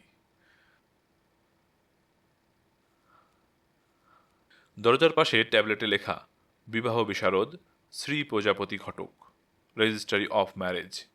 গাড়ি থেকে নেমে অচল আর নূপুর শটান ঢুকে গেল। বহু পুরনো টেবিলের ওপাশে গলাবদ্ধ কোট গায়ে, মাথায় কাঁচা পাকা কদম ছাড় চুল নিয়ে স্বয়ং ঘটক মশাই বসে। অজীর্ণ রোগীর মতোই রোগা, লম্বা চেহারা, মুখ দেখলে মনে হয় এইমাত্র চোয়া ঢেকুর উঠল। অচল আর নূপুর ঘরে ঢুকতেই প্রশ্ন হলো, কি চাই? অচল বলল, আগে বিয়ে করতে চাই। কেন? এই প্রশ্নের জন্য অচল তৈরি ছিল না। মনে মনে জবাব খুঁজতে লাগলো। ঘটক মশাই বললেন, লটারিতে টাকা পেয়েছো বুঝি? অবাক হয়ে অচল বলল, মানে বিয়ে করতে গেলে লটারিতে টাকা পাওয়া চাই নাকি? তা না হইলে এই মাগ্গে গান্ডার বাজারে এমন দুর্বুদ্ধি কার হবে? পটলের সের 2 টাকা খাবে না তুলবে? হাসি চাপতে গিয়ে অচল কেসে ফেলল। মুখে রুমাল গুজে দিল নূপুর। বিবাহ বিশারদ আবার বললেন, ডোমেস্টিক অ্যানিম্যাল মানে জানো? অচল বলল, গৃহপালিত পশু, যেমন গরু ছাগল ভেড়া। না। বিবাহ বিশারদ বললেন, ডোমেস্টিক অ্যানিম্যাল মানে আদর্শ স্বামী, খাবে কম, দুধ দেবে বেশি। আর একটা অ্যাডভাইস দিই শোনো, স্ত্রীকে কখনো বলবে না ভালোবাসি, বলেছ কি ট্যাক্স দিতে হবে। 3 বার বিয়ে করে এই সার বুঝেছি। নূপুরের দিকে আর চোখে তাকিয়ে অচল বলল, আপনার উপদেশ মনে থাকবে। চোখে চশমা এঁটে বিবাহ বিশারদ ফর্ম বের করলেন, খাতা খুললেন, বললেন, পাত্রপাত্রীর নাম? নাম বলল অচল। পাত্রী সাবালক তো? বয়স? আগে 22। কনে কই? অচল দেখিয়ে দিল। চোখ পিটপিট করে বিবাহ বিশারদ নূপুরের পানে তাকিয়ে রইলেন বেশ কিছুক্ষণ। তারপর বোমার মতো ফেটে পড়ে বললেন, তামাশা করার জায়গা পাওনি ছোকরা? 25 বছর ধরে আমি বিয়ে দিচ্ছি ছেলেতে মেয়েতে, আর তুমি বলছো আজ ছেলেতে ছেলেতে বিয়ে দিতে? নূপুরের পানে তাকিয়ে অচলের চক্ষু স্থির। তার পরনে যে এখনো কোট। তাড়াতাড়িতে এতক্ষণ সে খেয়াল ছিলই না, এমনকি গোপজোড়া মোছা হয়নি। নার্ভাস হয়ে অচল বলল, মাফ করবেন স্যার, এক্ষুনি কনেকে হাজির করে দিচ্ছি, পাশের ঘরটা খালি আছে তো? উত্তরের অপেক্ষা না করে অচল সুটকেস সমেত নূপুরকে পাশের ঘরটায় ঢুকিয়ে দরজা ভেজিয়ে দিল। মিনিট 10-এর মধ্যেই পোশাক বদলে বেরিয়ে এলো নূপুর। অচল বলল, পাত্রী হাজির স্যার। চোখের পাতা পিটপিট করে ঘটক মশাই চশমার ফাঁকে নূপুরের পানে তাকিয়ে রইলেন কয়েক সেকেন্ড। তারপর অচলকে বললেন, এই দেখলাম ছেলে, আর এই হয়ে গেল মেয়ে। ব্যাপারটা কি হে ছোকরা, ম্যাজিক দেখাচ্ছ নাকি? অচল বলল, আগে না, ও থিয়েটার করে কিনা, তাই ছেলে সেজেছিল। তখন ছেলে সেজেছিল না এখন মেয়ে সাজলো? আগে মেয়ে সাজবে কেন, ও তো মেয়েই। বটে।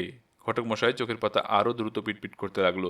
মাথা নেড়ে বললেন, হুম হুম, সন্দেহ হচ্ছে বাপু, আজকাল বিজ্ঞানের যুগ। ঠিক করে বলো দেখি, ছেলে না মেয়ে? ঘাবড়ে গিয়ে অচল বলে উঠল, মেয়ে স্যার, জেনুইন মেয়ে, খাঁটি মেয়ে। থামো হে, খেকিয়ে উঠলেন ঘটক মশাই। আমি বিবাহ করেছি 32 বছর, 13টি সন্তানের বাপ। আমি বলতে পারি আমার স্ত্রী খাঁটি মেয়ে, কিন্তু বিয়ের আগে তুমি বলো কোন সাহসে? অচল একেবারে বোবা, আর নুপুরের ফর্সা মুখখানা শীতকালের টমেটো হয়ে উঠল। শুধু লজ্জায় নয়, ওই বেয়াক্কেলে বুড়োর উপর চাপার আগেও। ঘটক মশাই রেজিস্ট্রারি খাতা মুড়ে ফেললেন। তারপর চোয়া ঢেকুর উঠা মুখে বললেন, না বাবু, আমি বিয়ে দিতে পারবো না। রীতিমতো নার্ভাস হয়ে অচল বলল, এই মরেছে, বিয়ে আমাদের দিতেই হবে স্যার, বিয়ে না করে আমাদের উপায় নেই। ধমকে উঠলেন ঘটক মশাই, বিয়ে করবে তো ভেলকি দেখাচ্ছ কেন? এই দেখলাম ছেলে, আবার এই দেখছি মেয়ে। বুড়ো বলে আমাকে ধাপ্পা দেওয়ার মতলব? জিভ কেটে অচল বলল, ছি ছি, এই কি বলছেন? বিশ্বাস করুন স্যার, ও মেয়ে, সত্যিকার মেয়ে। প্রমাণ? অচল ধপ করে একখানা চেয়ারে বসে পড়ল। হতাশ গলায় নূপুরকে বলল, প্রমাণ চাই যে। ডোবালে, কেন মরতে তোমাকে স্যুট পরিয়ে এনেছিলাম? নূপুর এবার খেপে গেল। মিহি গলা আরো মিহি করে ঘটক মশাইকে বললে, তার আগে আপনি যে পাগল নন তার প্রমাণ করুন। চোখের পাতা পিটপিট করে ঘটক মশাই বললেন, আমি পাগল? শুধু পাগল নয়, বদ্ধ পাগল। তেতো মুখে ঘটক মশাই বললেন, তোমাদের পাল্লায় পড়ে পাগলই হব দেখছি। আমায় ঠকাবার জন্য গলার আওয়াজটা পর্যন্ত মেয়েদের মতো নকল করেছ। নূপুর হাঁ করে তাকিয়ে রইল ঘটক মশাইয়ের মুখের পানে। অচল বলল, খুব আক্কেল হয়েছে, আর বিয়ে করতে হবে না, চলো। ঠিক ওই সময় ভেতরের দরজার পর্দার ফাঁকে উকি দিল 7-8 বছরের ফ্রক পরা একটি মেয়ের মুখ। বলল, বাজারের টাকা দাও বাবা। তেলে বেগুনে জ্বলে উঠলেন ঘটক মশাই। টাকা ছাড়া তোদের মুখে আর কোনো কথা নেই রে টেপি, যা বেরো। ভয়ে ভয়ে টেপি বলল, মাঝে বলল চাল বাড়ন্ত। তোর কাবিলিওয়ালা মাকে বলগে টাকা বাড়ন্ত। কিন্তু টেপিকে গিয়ে আর বলতে হলো না। ঘটক মশাইয়ের তৃতীয় পক্ষ বোধ করি পর্দার বাইরেই ছিলেন। নিজেই পর্দা সরিয়ে অফিস ঘরে পা দিলেন। মোটাসোটা ভারী ভুরি চেহারা, আধ হাত চওড়া কস্তা পেড়ে শাড়ি পরনে, নাকে ফাঁদি নথ। সেই নথ নেড়ে ঘটক গিন্নি কাসর বাজানো গলায় স্বামীকে বললেন, কি বললে? আমি কাবুলিওয়ালা? তোমার হাতে পড়ে হাড় মাস আমার কালি হয়ে গেল, আর আমায় বলছো কিনা? চোয়া ঢেকুর ওঠা মুখ যথাসম্ভব হাসি হাসি করবার চেষ্টা করে ঘটক মশাই বললেন, আহা, ওসব প্রাইভেট কথা এখানে কেন? দেখছো না বাইরের লোক রয়েছে। এতক্ষণে অচল নূপুরকে লক্ষ্য করেনি ঘটক গিন্নি। এবার চোখ পড়তেই আরেকটু ঘোমটা টেনে বলে উঠলেন, ওমা, আগে বলতে হয়। ঘটক মশাই বললেন, এসেছ ভালোই হয়েছে। দেখো তো গিন্নি, ভালো করে দেখো, এই মেয়েটি ছেলে না মেয়ে? ঘটক গিন্নি বলল, এ আবার কেমন ধারা কথা? নূপুর হঠাৎ এগিয়ে এসে ঢিপ করে ঘটক গিন্নিকে একটা প্রণাম করল। তারপর কাঁদো কাঁদো মুখে বলল, আপনিই বলুন তো মাসিমা, আমি ছেলে না মেয়ে? উনি কিছুতেই বিশ্বাস করছেন না, আর কিছুতেই আমাদের বিয়ে দিতে চাচ্ছেন না। কি করি বলুন তো মাসিমা? অচল বলল। মদন ভস্যের আগে মহাদেব যেমন চোখ মদনের দিকে তাকিয়েছিল, ঘটকগিন্নি তেমনি চোখে স্বামীর দিকে তাকালেন। তারপর কাসর বাজানো গলায় বললেন, বলি ভীমরতি ধরেছে বুঝি? বিয়ে দিয়ে আর বিয়ে করে মাথার চুল পেকে গেল তোমার, মেয়ে চেনো না? ঘটক মশাইয়ের মুখে কথাটি নেই। নুপুরের চিবুকে হাত দিয়ে ঘটকগিন্নি আবার বললেন, এমন ফুলের মতো ফুটফুটে মেয়ে, তাকে বলে কিনা ছেলে, আবার বলে কিনা বিয়ে দেব না। দাও, এক্ষুনি বিয়ে দাও বলছি। আমতা আমতা করে ঘটক মশাই বললেন, আমার দোষ কি বলো? এই দেখলাম ছেলে, আবার দেখছি মেয়ে। তা তুমি যখন সার্টিফাই করছো তখন আর কথা কি? ঘটক মশাই আবার রেজিস্ট্রি খাতা খুললেন, আর নূপুর ঢিপ করে আরেকটা প্রণাম করল ঘটকগিন্নিকে। গলা নামিয়ে ঘটকগিন্নি বললেন, সংসার করতে যাচ্ছ, দুটো হিত কথা বলি। মনে রেখো মা, স্বামীকে সদাই নিজের তাবে রাখবে। স্বামী যদি এক পর্দা গলা চড়ায়, তুমি 7 পর্দা চড়াবে, তবেই স্বামী বসে থাকবে। আর একটা কথা, সুযোগ পেলেই স্বামীর পকেট থেকে পয়সা কড়ি সরাবে। আবার সংসার টান পড়লে সেগুলো স্বামীকেই ধার দেবে। তবে দেখবে সংসারে শান্তি আছে, বুঝলে? হাসি চেপে নূপুর বলল, বুঝলাম। ঘটকগিনি খুশি হয়ে বললেন, সুখে থেকে মা, হিঁদুর মেয়ে তো, কালীঘাট থেকে মাথায় সিঁদুর নিও। ঘটক মশাই ডাকলেন, এসো হে ছোকরা, সই করো দুজনে। সাক্ষী কোথায়? সাক্ষী? অচল কিন্তু হে বলল, আগে সাক্ষী তো নেই। চোখের পাতা পিটপিট করে ঘটক মশাই বললেন, নেই? যাকগে, তোমাদের বিয়েতে আমি আর গিন্নি সাক্ষী। ঘটক বিদায়টা পুষিয়ে দিও কিন্তু। আমার গল্প এইখানে শেষ করা যেত। বলতে পারতাম, অনেক ঝামেলার পর, অনেক অঘটনের পর অচল নূপুরের বিয়ে হয়ে গেল, এবং কালীবাড়ি থেকে মাথায় সিঁদুর পরে হাসতে হাসতে নূপুর এসে উঠল অচলের ফ্ল্যাটে। কিন্তু আমার বিশ্বাস গল্পের এইখানে দাড়ি টানলে পাঠক পাঠিকারা খুশি হবেন না। তাদের কৌতূহলী মন আমি শুনতে পাচ্ছি। ভানু জহরের কি হলো? কেননা আমার গল্প আসলে ভানু গোয়েন্দা আর জহর অ্যাসিস্ট্যান্টকে নিয়ে। অতএব তারপর শুনুন। অচল নূপুর প্রজাপতি ঘটকের অফিসে যখন বিয়ে করছে, তখন ভানু জহরকে দেখা গেল দমদম এয়ারপোর্টে। দিল্লির প্লেন নামছে। প্রবেশপথের মুখে দাঁড়িয়ে ভানু জহর ঘন ঘন তাকাচ্ছেন ভেতরের দিকে। জহর বলল, টেলিগ্রাম করে ভদ্রলোককে আসতে তো বলা হলো, কিন্তু। সুরুট ধরাতে ধরাতে ভানু বলল, কিন্তু কি? ইয়ে হয়েছে, ভদ্রলোক তো কখনো দেখিনি, চিনব কি করে? এই কথা, ঠিক চিনে নেব দেখিস। বলিস কি, কেমন করে? লাল গোলাপ দেখে। ভদ্রলোককে কোটের বাটন হলে লাল গোলাপ লাগিয়ে আসতে বলেছি।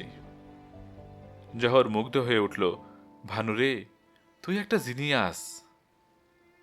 কায়দা করে ধোয়া ছেড়ে ভানু বলল, ভালো গোয়েন্দা হতে হলে ব্রেন চাই, ব্রেন, বুঝলি?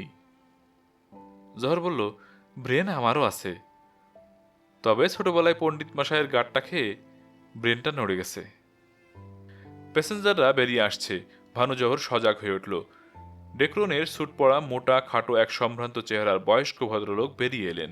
তার কোটের বাটন হলে জল করছে একটি লাল গোলাপ। ভানু তাড়াতাড়ি এগিয়ে গেল। বিলেতি কায়দায় মাথা ঝাঁকিয়ে হাসি মুখে বলল, গুড মর্নিং জেন্টলম্যান, আমরা আপনার জন্যই অপেক্ষা করছি।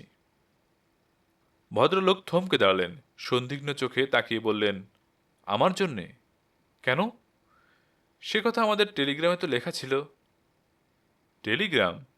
ভদ্রলোক আকাশ থেকে পড়লেন, আপনারা নিশ্চয় ভুল করছেন। জহর হাসি হাসি মুখে বললেন, আপনি বেশ হিউমার করতে পারেন স্যার। ভুরু দুটো কপালে তুলে ভানু বলল, ওয়েল, ভুল বরং রবার্ট ব্লেক করতে পারে, কিন্তু ভানু গোয়েন্দা করতে পারে না, নেভার। আপনার বুকের ওই গোলাপি প্রমাণ দিচ্ছে যে আপনি আমাদের টেলিগ্রাম পেয়েছেন এবং আমাদের সঙ্গে দেখা করতে এসেছেন। চলুন। কোথায়? আপনার যে মেয়ে পালিয়ে গিয়েছে তারই কাছে। দেখতে দেখতে ভদ্রলোকের মুখখানা টকটকে লাল হয়ে উঠল। তিনি চিৎকার করে উঠলেন, হোয়াট? আমার মেয়ে পালিয়ে গেছে? বলছো কি তোমরা? এই তো আমার মেয়ে। পিছন থেকে ববছাটা একটি তরুণীকে সামনে টেনে এনে ভদ্রলোক বলতে লাগলেন, বুঝেছি, তোমরা কলকাতার গুন্ডা, জোচ্চোর বদমাস। দাঁড়াও, আমি এখনই পুলিশ ডাকছি। ভানুর কানে কানে জহর বলল, রং নাম্বার, পালিয়ে আয়। ভানু আর দেরি করল না, পায়ে পায়ে সরে গেল। আর ঠিক তখনই চোখে পড়ল ভিড় থেকে খানিক দূরে দাঁড়িয়ে ছাটা গোফওয়ালা লম্বা চওড়া এক আধবয়সী ভদ্রলোক পাইপ মুখে এদিক ওদিক তাকাচ্ছেন। তারও ছাই রঙের কোটের বাটন হলে একটি লাল গোলাপের কুড়ি। জহর বলল, দেখেছিস? ভানু বলল, দেখেছি, তুই যা। বেজাই সন্ডা মার কাজে, এবারও যদি রং নাম্বার হয়? ঘাবড়াচ্ছিস কেন? আমি তো পিছনে আছি, যা। সাহসে ভর করে জহর এগোলো। ভদ্রলোকের সামনে গিয়ে হাসি হাসি মুখ করে একবার তাকালো। ভদ্রলোক গম্ভীরভাবে মুখ ঘুরিয়ে নিলেন। জহরও আবার ঘুরে গেল তার মুখের সামনে। নিজের টাইটা নিয়ে খেলা করতে করতে হাসি মুখে তাকালো তার দিকে। ভদ্রলোক ভুরু কুচকে অন্যদিকে মুখ ফেরালেন। জহর আবার তার সামনে গিয়ে দাঁড়ালো। এবার ভরসা করে কাপা কাপা গলায় বলল, এক্সকিউজ মি, আপনি নিশ্চয় দিগম্বর চ্যাটার্জি? বাঘের ডাকের মতো আওয়াজ এলো, ইয়েস। আনন্দে জহর চেঁচিয়ে ডাকল, রং নাম্বার 9 রে ভানু, আয়। দিগম্বর চ্যাটার্জি প্রশ্ন করলেন, তুমি কে? বলছি। ভানু এগিয়ে এলো। জহর পরিচয় করিয়ে দিল, doctor Chatterjee are the greatest detective Bhanu গোয়েন্দা অ্যান্ড হিজ অ্যাসিস্ট্যান্ট জহর। দিগম্বর চ্যাটার্জি একবার ভানু জহরের আপাদমস্তক দেখে নিয়ে বললেন, তোমাদের চেহারা তো আদৌ গোয়েন্দার মতো নয়। সেই তো আমাদের বাহাদুরি, গোয়েন্দা বলে আমাদের চেনবার উপায় নেই। জহর বলল, বড় গোয়েন্দার লক্ষণ এই, দেখতে ক্লাউনের মতো। দিগম্বর চ্যাটার্জি বললেন, তাই দেখছি।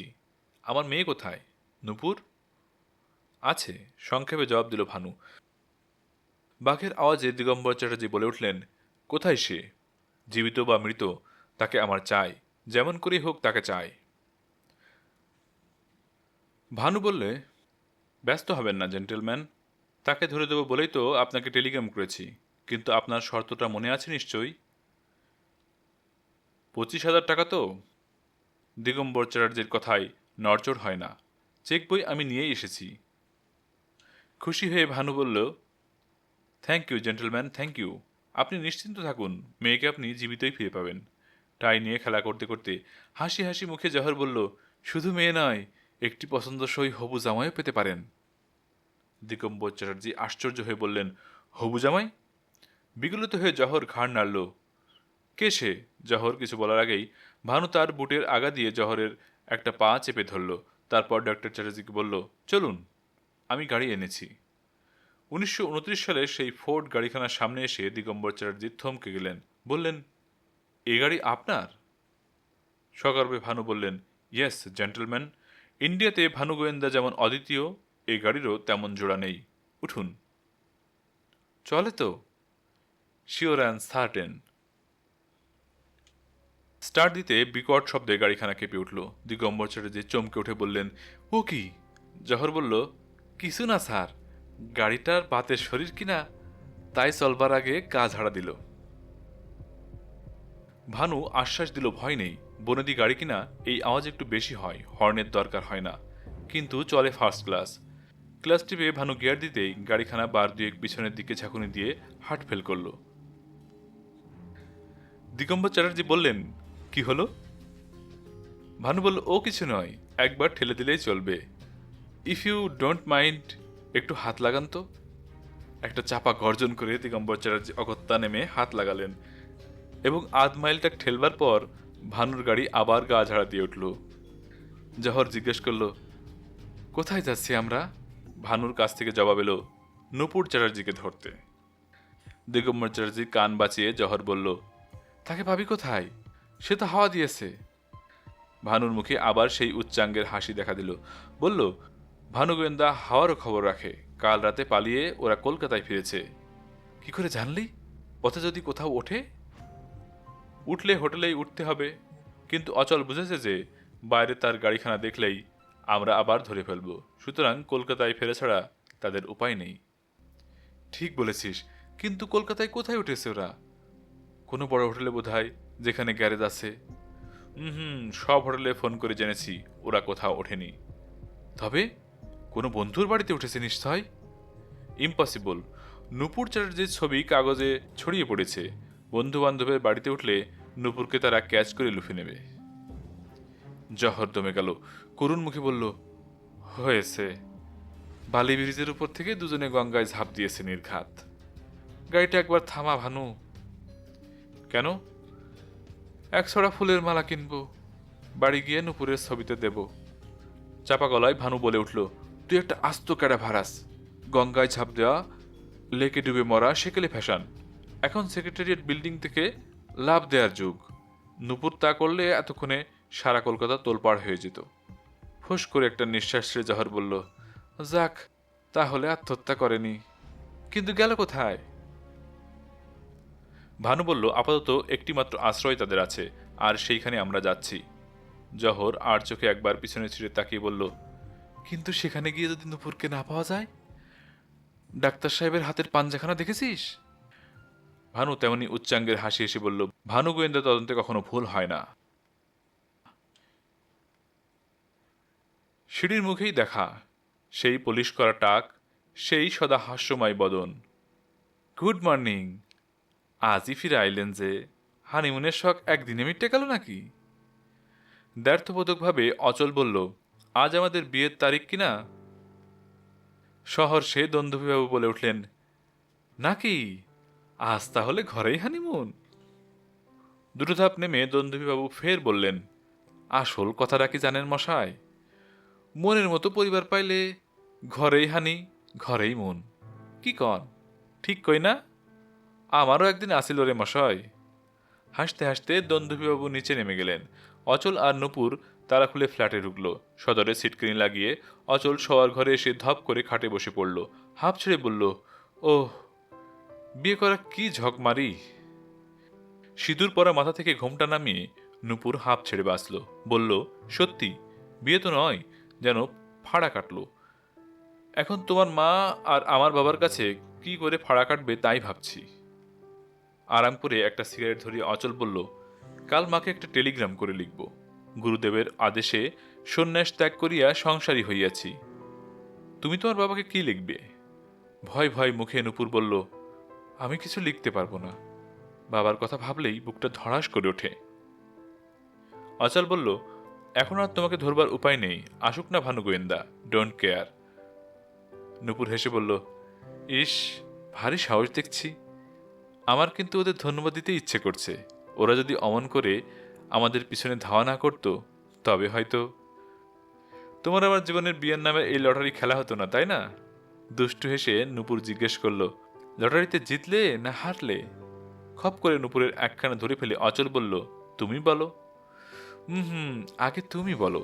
সদরে কলিং বেলটা হঠাৎ বেয়াড়া রকম বেজে উঠল। নূপুরের হাতখানা ছেড়ে দিয়ে অচল বলল, দেখো তো, মোড়ের দোকানে বলে এসেছিলাম ফুল নিয়ে এলো বোধ হয়। নূপুর গিয়ে সদরে খুলে দিল, আর সঙ্গে সঙ্গে ছিটকে পিছিয়ে এলো বসবার ঘরের মাঝখানে। সারা দেহ তার কাঠ হয়ে গেছে। দরজার গোড়ায় দাঁড়িয়ে আর কেউ নয়, যার কথা ভাবলে নূপুরের বুক ধড়াস করে ওঠে, সেই দিগম্বর চ্যাটার্জি স্বয়ং। তার পিছনে ভানু গোয়েন্দা আর জোহর অ্যাসিস্ট্যান্ট। ভানু বলল, দেখুন জেন্টেলম্যান, এই আপনার নূপুর চ্যাটার্জি। জহর বললেন, নিন স্যার, আপনার লস্ট প্রপার্টি বুঝে নিন।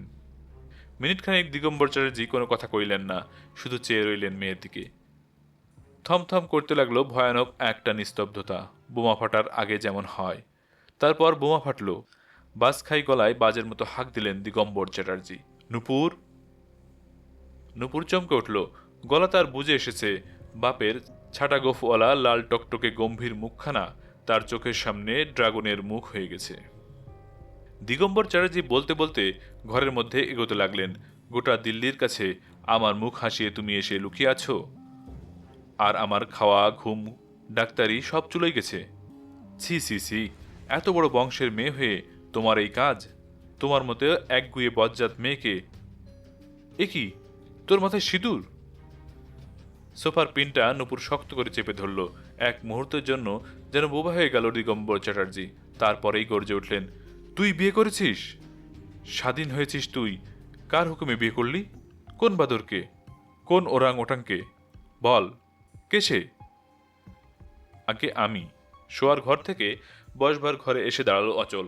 দিগম্বর চ্যাটার্জি কেমন থতিয়ে গিয়ে শুধু বললেন, তুমি? ভানুর হাঁক আর ঠোঁটের ফাঁক থেকে চুরুটটা খসে পড়ল। এগিয়ে এসে অচলকে বলল, বলেন কি, ব্ল্যাকে বিয়ে করলেন নাকি? ব্ল্যাকে মানে গোপনে বিয়ে করলেন বুঝি? অচল বললেন, কি করব বলুন, আপনাদের গোয়েন্দাগিরির জ্বালায় বিয়ে করতেই হলো। আজই, একটু আগে। এই যে আমাদের বিয়ের সার্টিফিকেট। পকেট থেকে সার্টিফিকেটখানা বের করে অচল দেখালো। করুণ চোখে সেই কাগজখানার দিকে তাকিয়ে ভানু বলল, আজ থেকে তাহলে আপনি শ্রীমতী নূপুরের সোল প্রোপাইটার, একমাত্র স্বত্বাধিকারী? অচল সবিনয়ে বলল, আজ্ঞে, আইনত তাই। জহরের চোখ ছলছল করে উঠল। ফোঁস করে একটা দীর্ঘশ্বাস ফেলে নূপুরের দিকে তাকিয়ে বলল, এই যদি মনে ছিল ম্যাডাম, তবে কেন আমাকে স্টেজে নাচালেন? আর কেনই বা দড়ির ময়ে ঝোলালেন?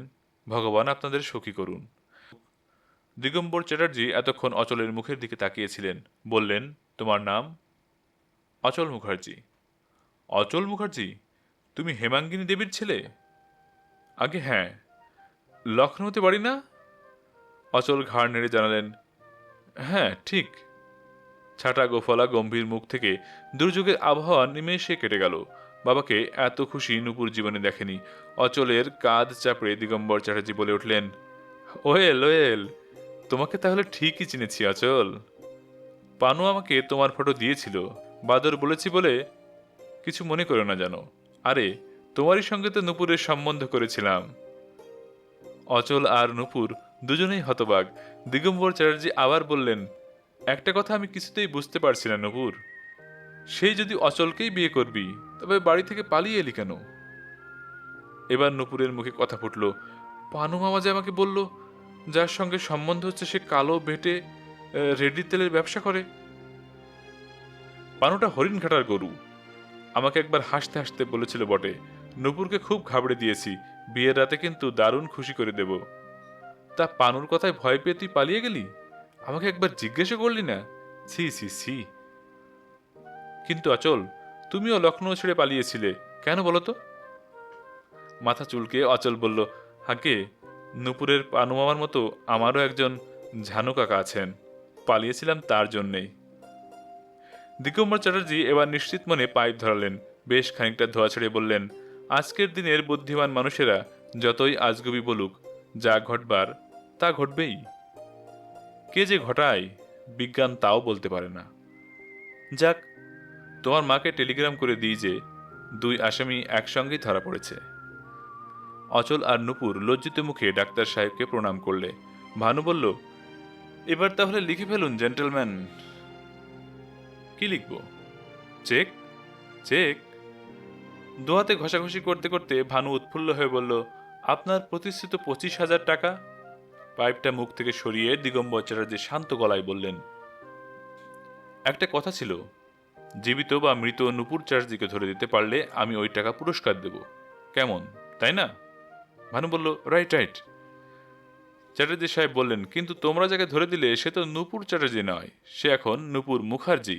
সুতরাং টাকাটা তোমরা দাবি করো কোন হিসেবে? ভানু জহর নিঃশব্দে পরস্পরের দিকে তাকালো। তাদের চোখের তারাগুলো টেরা হয়ে গেছে। দিগম্বর চ্যাটার্জি বললেন, 25,000 টাকা যদি দিতে হয় তবে অচলকেই দেওয়া উচিত, কেননা নূপুর চ্যাটার্জিকে খুঁজে পেয়েছিল সেই। তবে তোমাদেরও আমি একেবারে হতাশ করব না। দিল্লিতে ফিরে যাওয়ার আগে 2টো মেডেল তোমাদের দিয়ে যাব। ভানু জহর আর একবার পরস্পরের দিকে তাকালো। ভানু বলল, ডাক্তার না হয়ে আপনার ব্যারিস্টার হওয়া উচিত ছিল স্যার। তারপর টুপিটা খুলে বলল, গুড বাই এভরিবডি। ছলো ছলো চোখে নুপুরের পানে তাকিয়ে জহর শুধু বলল, বিদায়। দুজনে বেরিয়ে সিঁড়ি দিয়ে নেমে গেল। গাড়ি স্টার্ট দিয়ে ভানু বলল, মেয়ে ছেলের কেস আর জীবনে নেব না। জহর বলল, শিওর অ্যান্ড সার্টেন, নারী ছলনাময়ী। 1929 সালের সেই ফোর্ড গাড়িখানা প্রচুর ধোঁয়া ছাড়তে ছাড়তে ক্রমশ দূরে চলে গেল।